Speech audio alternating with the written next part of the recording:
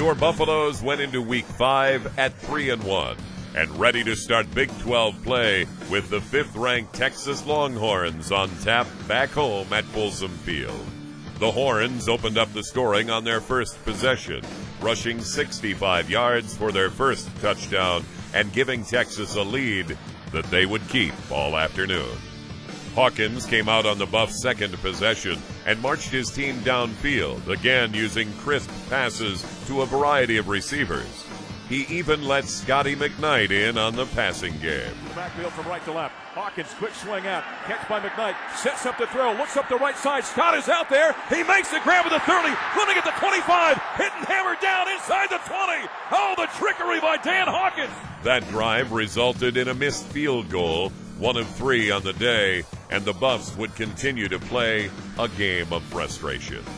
Texas quarterback Colt McCoy, a Heisman finalist, did struggle against the Buffaloes' defense. Brad Jones was able to get to the signal caller early on, and junior Jaleel Brown picked off McCoy late in the first quarter and returned the ball 57 yards to the Horns' 16-yard line.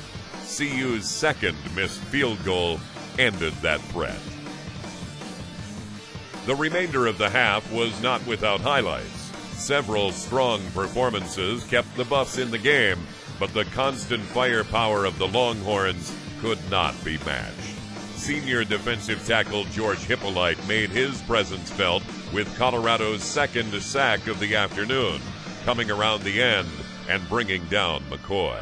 Empty backfield, takes a snap, knee high, sets, pressure from behind, grabbed and sacked back at the 35-yard line. The second time in the ball game, the Buffaloes bring down the Texas quarterback. A loss of 5 yards, and George Hippolyte came running right up the middle and brought. Coming out of the locker room down 21-0, Colorado continued to fight and scrap to stay in the game. Senior defensive end Maurice Lucas was able to get to McCoy again to start the third quarter, and Sean Muller stayed on target in the flats. The pressure on the UT quarterback was constant, just not enough.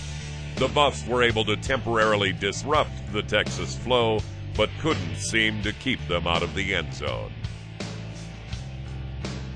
Down 28-0 late in the third quarter, Chappelle Brown picked off McCoy on first down to put CU into position for a score of their own. Coach Dan Hawkins' faith in his team was evident when he went for it on 4th and 10. Cody hooked up with Josh Smith on a dig route for 17 yards to the Texas 10-yard line, and 2 plays later found fullback Jake Behrens for the touchdown. Drops, looks to his right, delivers out there, catches made at the 5, diving high in the air, into the end zone, touchdown, touchdown Colorado. Jake Behrens, the fullback, kind of leaked out on the right side, made the grab with a 6, and went airborne, flying into the end zone to make it 28-6 in favor of Texas with 3:58 to play in the third. In the fourth quarter, many of the backups for both teams saw playing time. UT's line surrendered another sack, this time to Marquez Herod. Colorado got a nice run from Kevin Lloyd with 21 yards up the middle, and Matt Ballinger came in relief of Cody Hawkins and threw a 25-yard strike to Ryan Dean before scoring on a 28-yard throw to senior Patrick Williams.